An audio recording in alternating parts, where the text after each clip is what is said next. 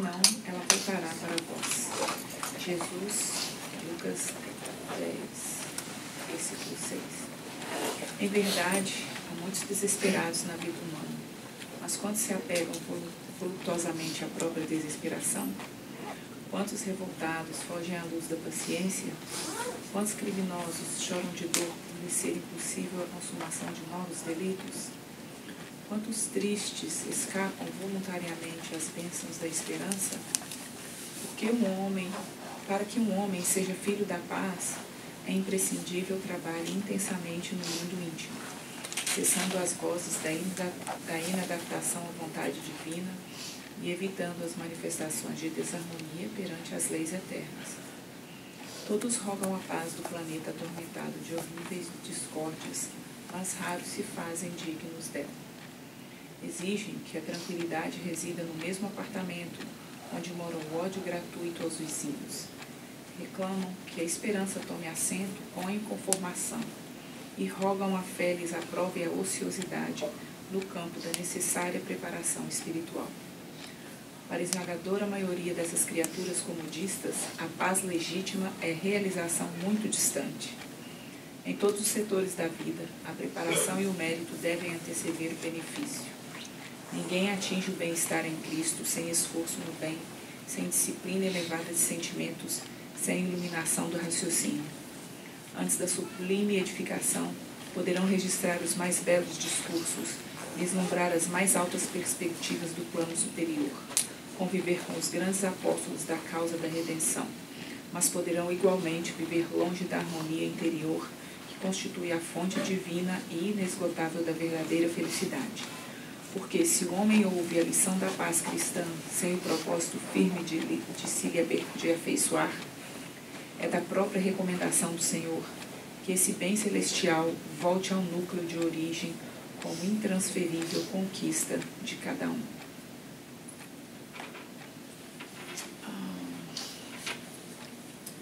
Vamos fechar os nossos olhos e pedir ao Senhor Jesus, ao nosso Deus Pai, aos nossos espíritos amigos que estão aqui conosco neste momento,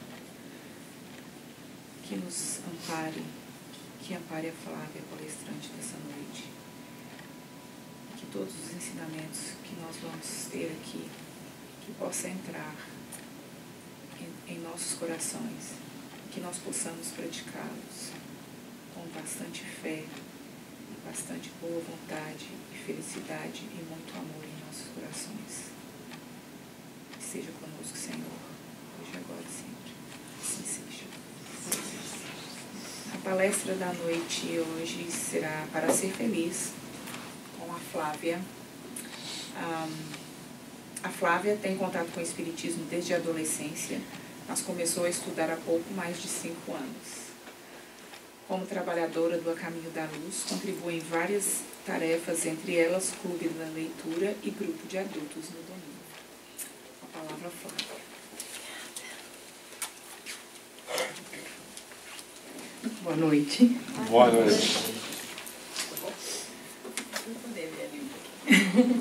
Tudo bom, pessoal? Obrigada pela oportunidade. E a gente vai falar hoje, a nossa conversa de hoje é baseada em ensinamentos de Joana de Ângeles, que ela passou para Edivaldo, e a gente vai tentar falar um pouquinho das maravilhas que ela fala pra gente. Tá ligado?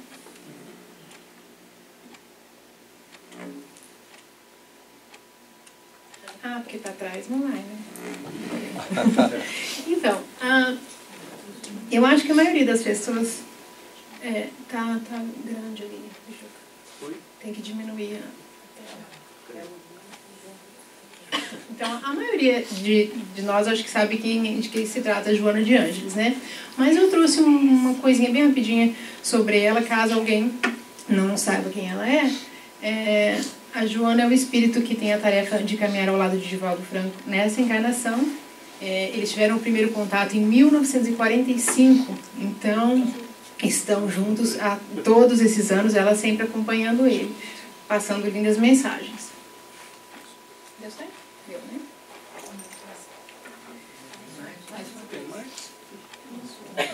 Ai. Obrigada. Graças à experiência de suas últimas encarnações, todas como mártir e intimamente ligadas a Jesus, Joana é considerada pelos próprios espíritos uma das entidades elevadas da Terra. Trabalha em parceria direta com São Francisco, sob a direção do próprio Cristo.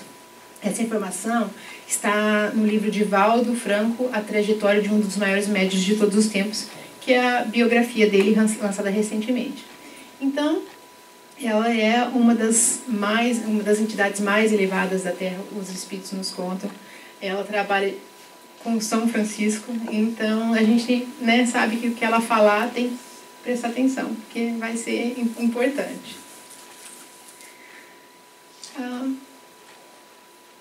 O texto que a gente vai trabalhar hoje, ele está no livro de Valdo Responde, volume 1, que é um livro organizado por Cláudia Saigusa. São várias perguntas, é como se fosse uma entrevista feita a Divaldo.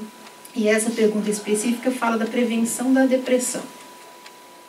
Então, eu pergunto para ele como que se pode evitar de chegar a esse ponto da depressão. Aí Divaldo responde: às vezes é difícil, porque o indivíduo é fragilizado em decorrência dessas circunstâncias externas, do medo, da ansiedade, da solidão, do desamor. Estando vulnerável, quando ocorre algo que o abala profundamente, ele foge para dentro de si mesmo e perde o interesse pelos valores da vida. Então ele vai dizer, vai explicar ao longo do texto o que a gente deve fazer para não chegar a esse estado de depressão. A gente não está falando aqui de uma depressão já instalada, né, porque aí é um caso mais grave, necessita tratamento médico, psicológico, psiquiátrico, né? Então o Divaldo está falando mais de o que a gente tem que fazer no nosso dia a dia para a gente se fortalecer, para quando chegar as tempestades, porque elas vêm, a gente poder segurar e não cair, né? Nesse caso, no caso de estar se deixando levar pela tristeza, uma psicoterapia preventiva seria o valioso recurso da prece, tornar-se útil, procurar fazer o bem ao próximo, porque, diante desse labor, fortalece-se, e quando vêm os golpes chamados do destino, terá resistência para poder superá-los, reconhecendo o valor da sua existência, sabendo-se útil, assim estando estimulado a continuar a viver, a trabalhar em favor da sociedade. Não aceitar o mal, procurar sempre cultivar o ideal de viver, a alegria de ser útil, porque a vida é uma bênção. Achei linda essa última frase, né? E ela resume mais ou menos o que ele vai falar depois. Então, ele conta, na continuação disso, ele conta que uma certa ocasião, o espírito Joana de Ângeles sugeriu para ele 5 itens para a felicidade. E aí ele vai falar, são itens para refletirmos todos os dias. Eu estava até pensando em imprimir e colocar assim, em várias partes da casa para ficar lembrando. Tentarmos lembrar, né? A vida é bela. Eu nasci para amar. Eu nasci para servir. O mal que me fazem não me faz mal. O mal que me fazem... Peraí, eu sabia que eu ia enroscar nessa aqui. O mal que me fazem não me faz mal. O mal que me faz mal é o mal que eu faço, porque me torna um homem mau. E há um sol brilhando dentro de mim. Com cada um desses itens daria uma palestra, né? Dá para aprofundar bastante em cada um deles, então a gente vai falar rapidamente, baseado na resposta que Divaldo deu, na explicação que Divaldo deu a cada um deles, nesse livro, Divaldo Responde. E também eu encontrei o mesmo texto em um outro lugar, na edição número 17 da revista Visão Espírita. Ele fala os mesmos 5 itens, só que ele dá uma outra explicação um pouco diferente. Então eu trouxe as duas respostas, porque elas se completam, né? Então a gente vai falar um por um disso. A vida é bela. Eu acho que esse é o tópico mais fácil para eu falar, porque é o que eu consigo, é o único, né, que eu posso falar que eu consigo. Os outros já dão mais trabalho um pouquinho. Eu consigo ver a beleza da vida, a beleza da natureza, né, da obra de Deus. Então esse é o mais fácil de falar, talvez seja o que eu vou falar um pouquinho mais. Então a resposta de Divaldo, a explicação. Ora bem, se reflexionarmos, realmente a vida é bela em todos os aspectos. Em toda parte está presente a harmonia, canta a celeste música da beleza. E não é assim? E não é tudo que Deus faz, não é de uma complexidade incrível, né? O nascimento das criaturas. Olha que coisa mais linda. Você está num mundo que a gente se forma e nasce. As flores, o universo, coisa mais linda que é uma noite estrelada. Como que pode ficar triste olhando uma noite estrelada? É muito linda a beleza de Deus, da obra de Deus. E aí ele vem falar que a gente tem que saber apreciar essas coisas. Se a gente conseguir entender e colocar dentro do coração a beleza né, da vida, a gente vai conseguir ser mais feliz, né? Eu estava de férias na Flórida esse ano, fui pela primeira vez para lá. Eu achava que para eu ver o mar daquele jeito transparente eu tinha que ir para o Caribe. Não precisa, na Flórida é lindo. E aí eu estava lá dentro daquele mar com uma temperatura deliciosa. Passava peixinho, a gente via. Era tão claro que a gente via água viva dentro do mar. E aquele azul que confundia com o azul do céu, e criançada brincando, pássaro, vi um monte de bicho que eu nunca tinha visto na vida, até golfinho. E eu estava lá dentro, e daí estou conversando com uma senhora que estava comigo, como que alguém que vem aqui pode ter pensamentos negativos? Né? Eu acho que a pessoa que é criminosa, que é má, ela ou não vai, ou ela realmente não conseguiu ainda despeitar dentro de si essa apreciação pela beleza, né? Outro exemplo, nós aqui em New England, nós somos muito privilegiados pela natureza, não é, gente? É lindo. Eu pareço uma maluca tirando foto, né? Eu ando por aí todo ano tirando foto das mesmas coisas, como se fosse a primeira vez ou a última, né? Mas eu acho incrível a pessoa andar, passar pelas belezas que a gente vê e não se comover, não tá nem aí. Ou então reclamar da sujeira que faz, né? Eu paro para tirar foto de pedra, tiro foto de tudo. Então, é muito bonito. E se você conseguir viver isso, apreciar isso, é um jeitinho mais de você ser feliz. Essa é outra resposta sobre o mesmo assunto do Divaldo. Quando estamos alegres, um poço de lama pútrida apresenta-se-nos como uma oportunidade de transformar o jardim. Quando estamos tristes, a fonte cantante parece um olho que verte lágrimas de dor. A paisagem é a mesma. Nossa disposição de fitá-la é que torna essa paisagem luminescente ou sombria. Então, né, ele está explicando bem claramente aqui, né, que é tudo dentro de nós. São seus olhos, é assim mesmo. É o olho de quem vê, que vê a beleza. E a beleza está em todo lugar, não é tão difícil de encontrá-la, né? Os meus filhos, é fácil de falar aqui, tá, gente? Mas tomara que alguns de vocês levem em consideração o que eu estou falando, porque dentro da minha casa o discurso não funciona muito. Porque os meus filhos, eles não têm isso, eles não sabem apreciar a natureza. Vamos numa cachoeira, coisa mais linda. Isso dá para ver no YouTube, eles falam. Então, esses dias a gente estava indo para um lugar que eles já não queriam ir, que não era do interesse deles, mas foram, né, e estavam indo assim, meio reclamando. E aí eu comecei a falar para eles dentro do carro. Olha que lindo que é aqui, essas estradas que a gente passa, tem esses morros, tudo cheio de árvore, até as coisas que o homem fez, as pontes, as casas, é tudo tão bonito. O que é melhor? Você está dirigindo por aqui, olhando e achando lindo, e olhando, apreciando a beleza, ou você está de cabeça baixa, né? Aquilo, quando você acha bonito, quando você consegue apreciar a beleza de uma árvore, vai te dar um calorzinho no coração, vai te dar só sentimentos bons, vai te trazer alegria. Então, o que é melhor? Você passar por um caminho assim, chato, né? Porque tudo, não tem nada de graça, ou você conseguir apreciar? Funciona. Não tô nem... Mas é por aí que eu... Mas é por aí que eu queria passar, sabe? Você tem a escolha de ir para o seu trabalho, não precisa nem estar passeando, porque eu tenho certeza que todo mundo dirige um pouquinho para trabalhar, a maior parte, e passa por coisas lindas, né? E aí isso escolhe do seu dia você ir feliz apreciando ou não. E não é só o aspecto da natureza, das árvores, da vegetação, é tudo. toda a criação de Deus, né? As relações humanas, a nossa fé, as coisas que Deus traz para a gente, a palavra, o evangelho, é tudo de Deus. E é tudo lindo. Então só cabe a gente olhar. E quando você consegue, aí é um jeitinho a mais de você ser feliz, né? Eu nasci para amar.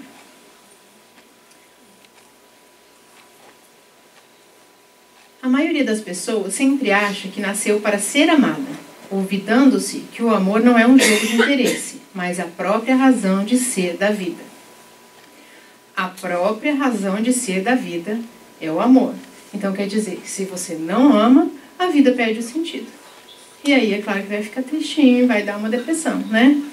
E não é só o amor de amar um parceiro, uma parceira, né? O amor sensual. É o amor pelo irmão, pelo amigo, pela comunidade, né? Pelos seus colegas do centro. Se eu conseguir amar sem condições, sem ter nada em troca, só esse fato de eu estar amando já vai me fazer feliz. Eu acho que é mais ou menos o que a gente sente com os filhos da gente. Eu acho que é o que é o mais próximo. Porque eu amo e o meu amor por ele me faz feliz. Não espero o retorno. É claro que se ele gostar de mim, é melhor, né? Mas é isso. Se a gente descobrir que a gente pode ser feliz amando os outros, também, gente, a vida se torna mais linda, mais bela. Porque é libertador. Porque mesmo que haja um impedimento para você amar uma pessoa, alguém, uma sociedade, né? Digamos que eu sou palestina e quero amar o meu coleguinha israelense. Pode ser que não seja possível socialmente, mas quem que vai me proibir de amar no meu coração? Se eu amo uma pessoa que não gosta de mim, eu amo, ninguém me proíbe. O meu amor vai me fazer bem dentro de mim, né? Quando a gente tem raiva de alguém, nossa, aquela pessoa me incomoda. Aí quando a gente consegue perdoar, quando consegue passar por cima daquilo, não é tão gostoso? Sai o peso das costas da gente. A gente não tem que mais evitar a presença, ficar pensando, será que aquela pessoa vai estar lá? Eu não quero encontrar. E só produz coisa boa dentro da gente isso. Eu vou torcer para que ela seja feliz, vou ficar feliz com as vitórias dela.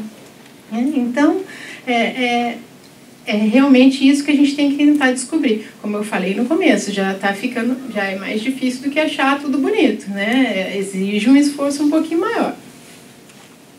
Edivaldo diz: o amor para nós só tem sentido se houver uma resposta. E então, isso não é amor. É outra coisa. Porque o amor ama. E pronto. A gente fala amor incondicional. Não, se tem condição, já não é amor. Eu estava aqui analisando essa frase e eu achei que amor incondicional é redundância. Né? Se é amor, ele é incondicional. O amor que impõe condições é outra coisa, é uma paixão, é um capricho. Né? É claro que em nosso sentido de humanidade gostaríamos de receber a resposta. Porque a gente está aqui na nossa carne, né? A gente não tem a evolução ainda de conseguir o tempo todo amar sem querer nada em troca, né? A gente também quer um afago. Mas não é tão importante, porque as pessoas que recebem respostas afetivas nem sempre são plenas, tornam-se caprichosas e cada vez querem mais. Então, quando nós amamos, sempre a vida responde, porque o ato de amar é uma forma de ser feliz. A gente conhece, né, gente assim, que foi criada com amor, que tem o amor dos pais, que sempre foi cercada de carinho e não tá bom com nada, não tá satisfeito com nada, né? Acontece. E a semana passada eu li uma história que encaixa direitinho. É engraçado como a gente está preparando as coisas, preparando as palestras, as coisas vão chegando, né?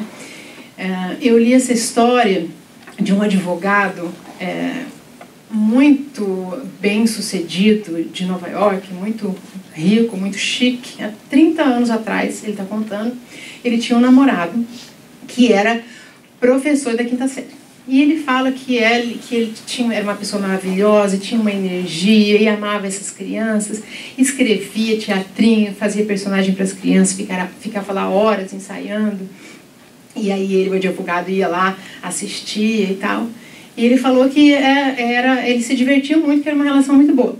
Só que, no fundo, ele ficava o tempo todo incomodado em alguma coisa, pensando que o professor não era cool enough para ele, que ele podia ter alguém melhor para ele, porque ele era um advogado tão chique, tão bem sucedido, né, que ele tinha aquela coisa que incomodava ele. E aí ele trocou o professor por uma outra pessoa de 21 anos, lindo, maravilhoso. Aí o que aconteceu? O professor começou a se relacionar com outras pessoas, contraiu o vírus da AIDS e desencarnou. E aí ele, lógico, né, ficou mal, pegou toda a culpa e ele falou assim: eu cresci achando que ninguém ia me amar. Daí uma pessoa maravilhosa me ama e eu troco porque eu estou dando valor a outras coisas. Então essa história me bateu assim, porque é exatamente isso que o Divaldo falou. Não adianta você ser amado só, né? Vai ser feliz, vai, mas dependendo do caso, não basta. Você tem que achar o amor dentro de você e valorizar aquilo, né? E aí esse coitado até hoje já faz 30 anos e ele sofre e ele sonha direto, né, com o outro, e diz que às vezes ele perdoa, às vezes não perdoa, né, em sonho. Então é assim, a gente tem que tentar, né? Sem contar que amando, a nossa faixa vibratória vai ser mais alta, a gente vai sintonizar com espíritos que querem nos ajudar, afastando as dificuldades, as tristezas, né? Então, só tem a acrescentar. Esse trecho é do Evangelho segundo o Espiritismo, para completar um pouquinho sobre o amor. Amar, no sentido profundo do termo, é ser leal, probo, consciencioso, para fazer aos outros aquilo que se desejaria para si mesmo. É procurar em torno de si o sentido íntimo de todas as dores que acabrunham os vossos irmãos, para suavizá-las. É considerar como sua a grande família humana. É uma coisa para a gente colocar como goal, né? Como meta. Obrigada. Eu nasci para servir. Esse também não é muito fácil, né? Assim como amar incondicionalmente, você servir sem esperar nada em troca, não é muito fácil. A gente também quer sempre o retorno. Mas é isso que a gente precisa tentar entender, né? Divaldo, se nos dedicarmos a servir, nossa vida adquire significado. Enquanto desejamos ser servidos, ainda nos encontramos na fase infantil da emotividade. Então a gente sabe, né, que a gente está na fase infantil da emotividade, que nós somos como crianças ainda, a gente quer que o outro nos facilite a vida, que o outro nos sirva. Mas, de novo, como no caso do amor, se eu aprender que servir vai me trazer uma alegria constante, plena, de verdade, por que não, né? Isso é maravilhoso, porque para servir ao próximo, não dependo de ninguém, eu só dependo de mim. Se eu quiser servir, ninguém precisa fazer nada para me ajudar, eu vou lá e faço, né? Então, a chance de frustração é muito pouca, né, se eu conseguir interiorizar isso. O Rotary tem um pensamento extraordinário. Aquele que não vive para servir, não serve para viver. A mim, ao Divaldo, apesar da beleza, me parece um tanto pessimista. Eu o substituiria. Não aprendeu a viver, porque a gente aprende a viver quando se torna útil, quando a gente sabe que a vida tem um sentido, que a vida tem um significado. Então, a gente sempre ouve, né, que se você está triste, se você está com um problema, vai trabalhar, vai fazer um serviço voluntário, vai ver como tem mais sofrimento além do seu. E isso é certo, né? A gente precisa deixar o egoísmo. Ah, mas eu vou lá, eu vou fazer um serviço voluntário e aí a pessoa não vai me agradecer e vão colocar obstáculos. Você está fazendo a sua parte, aquilo vai fazer bem para você. E vai começar a te libertar da tristeza. Esse texto é de Emmanuel, está no Fonte Viva. Amigo, a passagem pela terra é aprendizado sublime. O trabalho é sempre o instrutor do aperfeiçoamento. Sirvamos sem prender-nos a todas essas coisas que a gente está falando, né? Aos problemas, às dificuldades, às desculpas. Em todos os lugares do vale humano há recursos de ação e aprimoramento para quem deseja seguir adiante. Todos os lugares do vale humano, quer dizer, todo mundo tem como servir. Ninguém é tão pobre que não tem o que dar. Ninguém é tão ocupado que não tem um tempinho. Ninguém é tão duro que não tem uma palavra amiga. Sirvamos em qualquer parte, de boa vontade, como sendo ao Senhor e não às criaturas. E o Senhor nos conduzirá para os cimos da vida. E essa frase, sirvamos como sendo ao Senhor e não às criaturas, é de Paulo.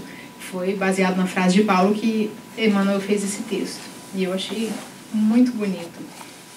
Aí vem o caso famoso, a maioria das pessoas sabe também, mas eu achei que ilustra muito bem, que é o caso do repórter que está seguindo a Amada Teresa, fazer uma reportagem sobre ela, e ela vai limpar as feridas de um mendigo. E é um trabalho muito difícil, a situação muito feia, e ele diz para ela que não faria aquilo nem por $1 milhão. E aí ela fala, meu filho, eu também não, só por amor. Então, ela estava servindo a criatura com a consciência que estava servindo ao Senhor. Quem que vai devolver para ela? É o Senhor, não é aquela pessoa que está ali numa situação precária.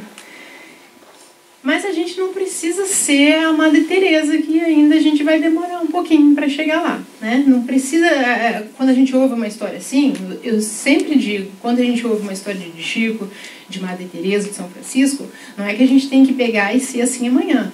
É a meta, né? É aquele que vem para nos ensinar, para nos exemplificar. A gente sabe que é lá que a gente tem que ir, mas a gente vai com os passos que a gente consegue dar.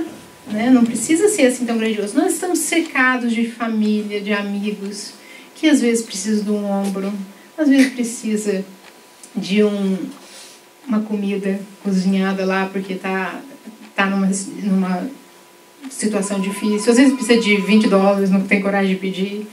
Então, o serviço não é difícil, o serviço é de olhar, prestar atenção. Tem muito para fazer. Como a gente disse antes, não tem ninguém que não possa dar. Ontem, eu queria dividir com vocês uma coisa que aconteceu, que eu fiquei tão feliz. Eu acompanhava uma página, a Patrícia vai lembrar, da Lara, que era uma menina que tinha câncer, e a mãe dela escrevia sobre o progresso dela, o que estava acontecendo, né?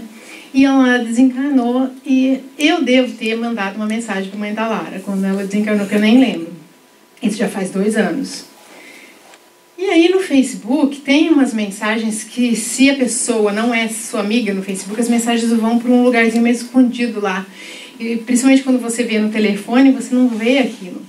Aí ontem eu estava no computador e vi uma coisinha diferente lá, e fui ver e achei uma mensagem de 2 anos atrás, de uma pessoa me agradecendo porque leu a mensagem que eu escrevi para a mãe da Lara, e o pai dessa pessoa tinha, eu nem sei se é homem ou se é mulher, porque o sobrenome é turco, o nome é turco.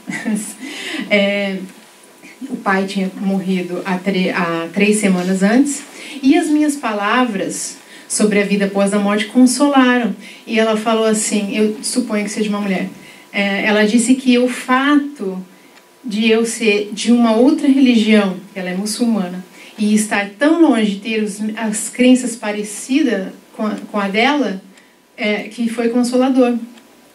Aí aquilo me deu uma alegria, dessas que comprar uma roupa não dá, sabe? De você ter feito sem querer. E eu acho que é isso, além de você buscar ajudar, sempre ter uma palavra boa, porque você não sabe quem que vai estar te vendo, te ouvindo. Eu mandei a mensagem para a mãe da Lara, que nem deve ter lido, se leu nem deve ter assimilado, porque estava num momento de dor extrema. Mas aquela pessoa que está lá na Turquia leu a mensagem e consolou, sabe? Então é isso, de servir não precisa muita coisa, sabe? E realmente é gratificante, dá uma alegria quando você pode ajudar uma pessoa, né?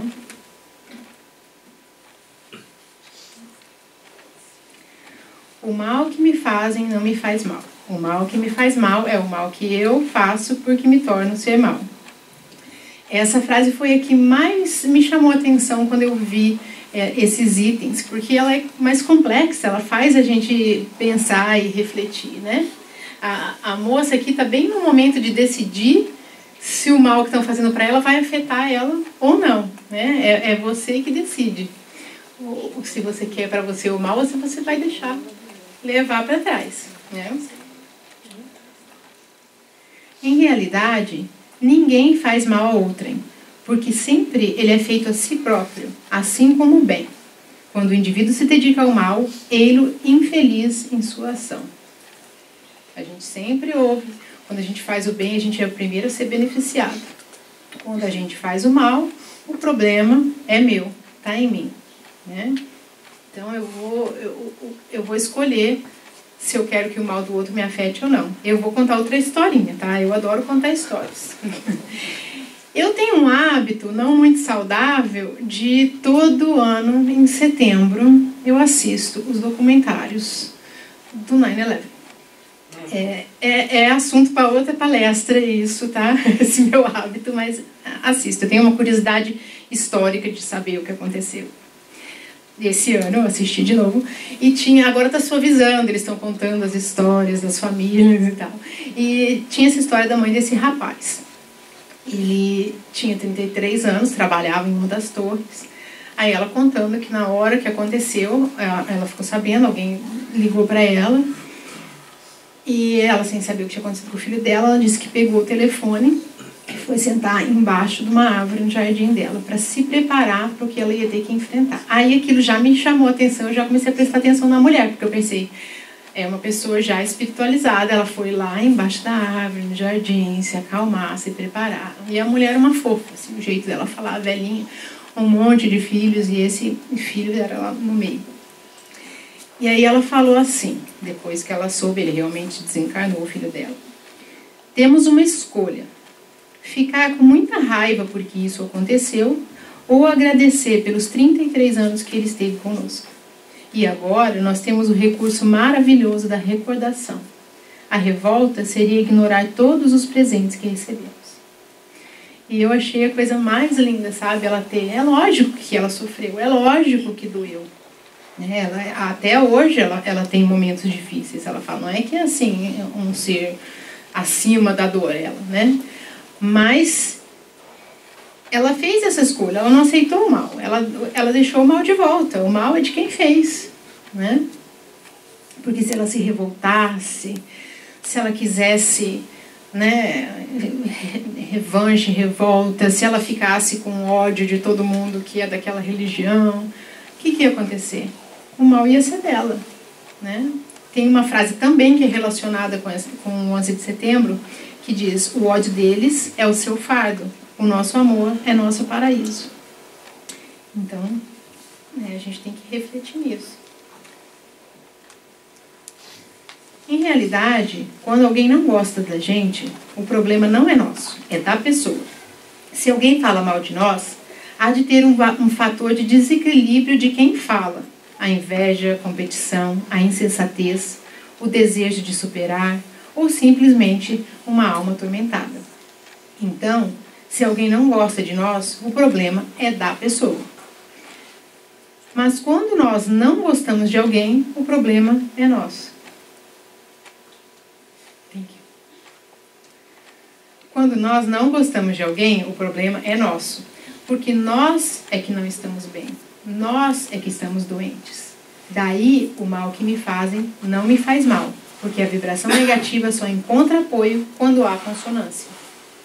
Se eu me mantiver acima da faixa vibratória daquele que não gosta de mim, o seu mal não me atinge.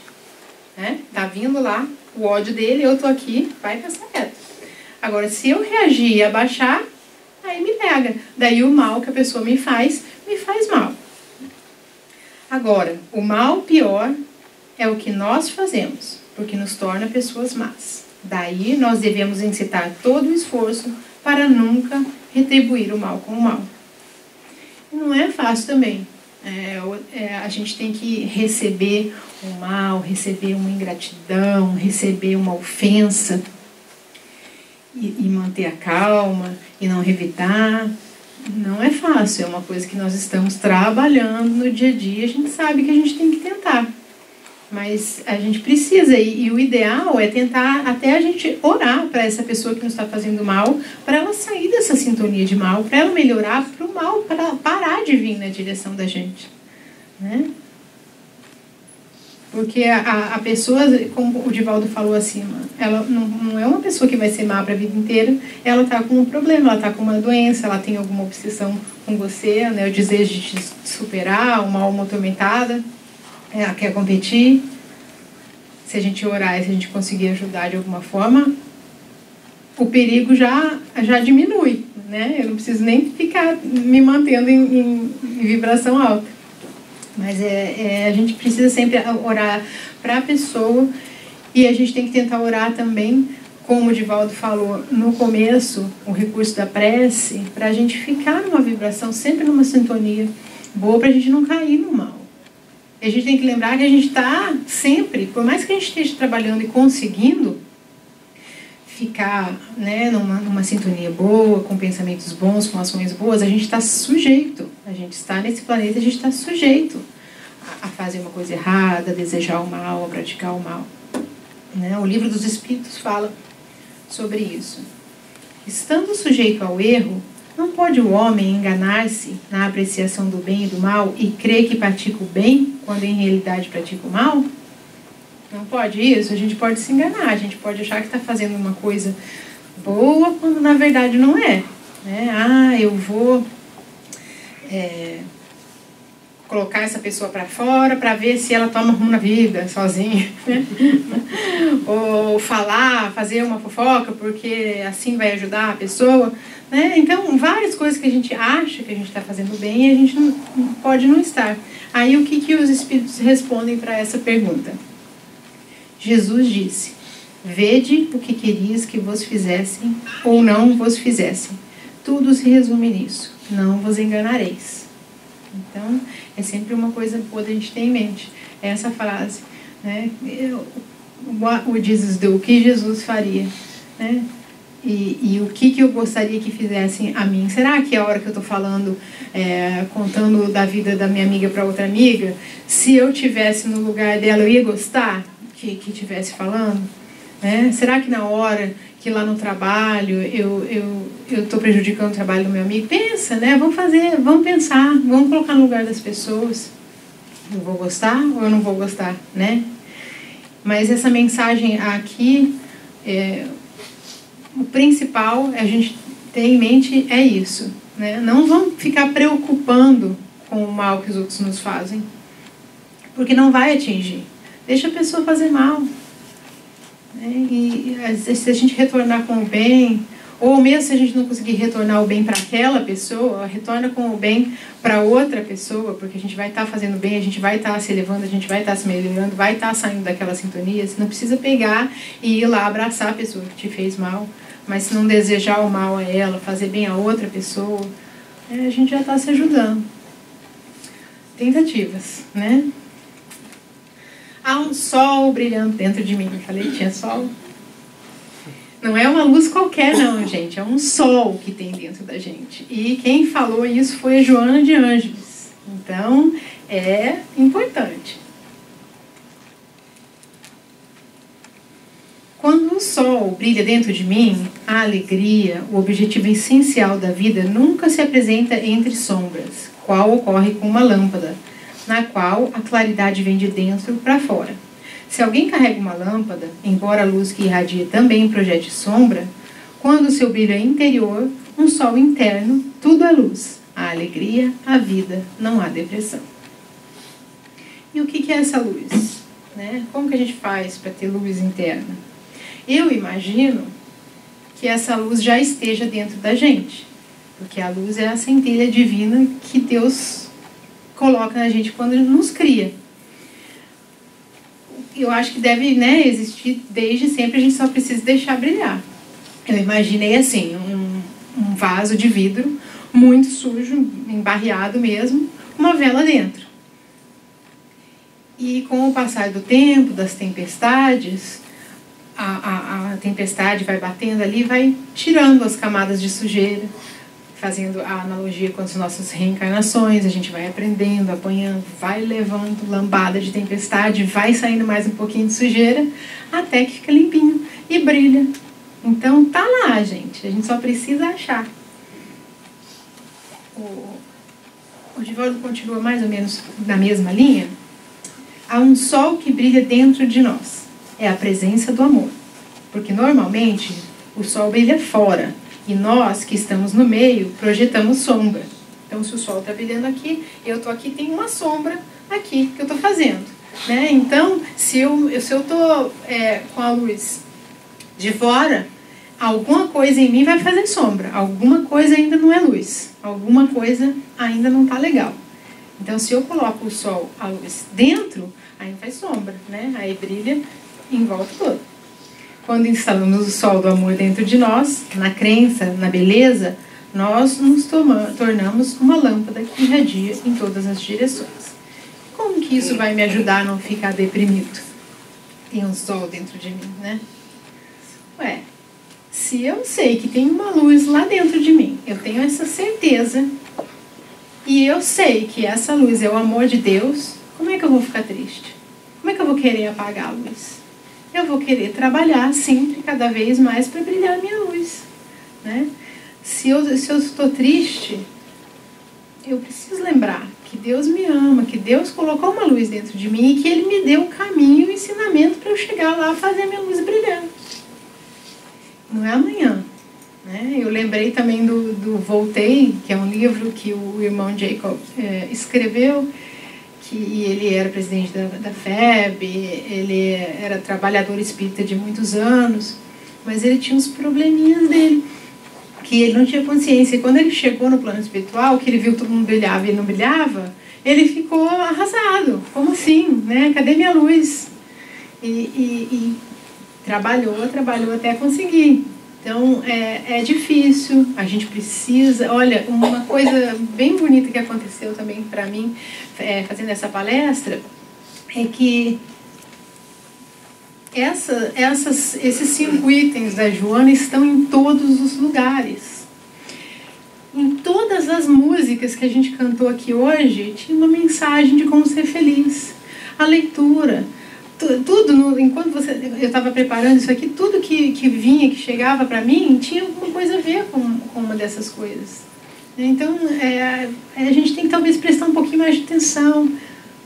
E a hora que a gente lê, a gente tem muito isso. E eu falo por mim, não por todo mundo, mas olha, que frase linda isso, né? A gente vê, lê, canta. E parece só uma frase bonita. A gente tem que começar a tentar conseguir colocar aquilo dentro do coração. Porque é cheio de mensagem. Tem uma música que a gente cantou, que é a música 25, eu lembro, não lembro o título, mas que é uma mensagem psicografada que o Chico que recebeu. E fala, acredite, a sua prece é ouvida, a sua prece chega. Né? Então, a gente precisa acreditar mais nisso. Se a luz que eu tenho dentro de mim é o amor de Deus, Deus me ama, isso me fortalece. Esse também é um texto de Emmanuel do Fonte Viva. Busquemos o Senhor, oferecendo aos outros o melhor de nós mesmos. Sigamo-lo auxiliando indistintamente. Não nos detenhamos em conflitos ou perquisições sem proveito. Vós sois a luz do mundo, exortou-nos o Mestre. E a luz não argumenta, mas sim esclarece e socorre, ajuda e ilumina. Então, eu acho que isso deu uma resumida, né? Achei tão linda essa palavra. Primeiro, lembrando ali, né, que Jesus falou, vós sois a luz do mundo. Então, né, não é só a Joana de Ângeles está falando. Jesus falou, vós sois a luz do mundo. A gente sabe que a gente tem a luz de Jesus dentro da gente. E a luz não argumenta, a gente não tem que falar se, de novo a coisa do incondicional, do não receber em troca, né? Ilumina, sem condições. Então, né, vamos amar, vamos servir, ser bom, porque daí a gente vai iluminar, a gente vai conseguir, né, a luz dentro da gente. Aí quando a prova vier, voltando ao início, que era sobre a prevenção da depressão, se eu estiver conseguindo colocar um pouquinho de tudo isso na minha vida, a gente vai estar forte para enfrentar. Eu tinha um certo preconceito antes de começar a estudar com a depressão. Eu achava que era uma coisa de gente ingrata, porque como que você pode ficar deprimido com tantas bênçãos que você tem em volta de você? E aqui eu peço perdão a todo mundo que possa ter passado por isso ou passe ainda, né? Porque eu já entendi, eu já mudei, me eduquei, sei que não é isso, sei que é muito mais grave. E talvez para quem passe por uma depressão, já tenha passado, tem um familiar, uma pessoa querida que tem essa doença, que tem essa dificuldade, às vezes parece fácil, né? É fácil falar sobre isso, sobre combater a depressão, porque na hora que você está triste, você não quer, às vezes não consegue nem fazer uma oração, né? Mas quem está falando não sou eu, quem está falando é Jesus, é Joana de Ângeles, é Emmanuel, que a gente precisa tentar se fortalecer antes dela chegar. Sair dela já é outro assunto, já é mais difícil, né? Então, eu queria que todo mundo ficasse com esse pensamento de que a vida é linda e a gente, principalmente nós aqui que estamos numa quinta-feira à noite dentro de uma casa religiosa, temos uma ferramenta a mais, né? Que é a nossa fé, o nosso auxílio, o nosso estudo. Eu, muito atrevidamente, acrescentaria esses 5 itens: a gratidão, porque se você for grato também você não vai ficar deprimido, acredito eu.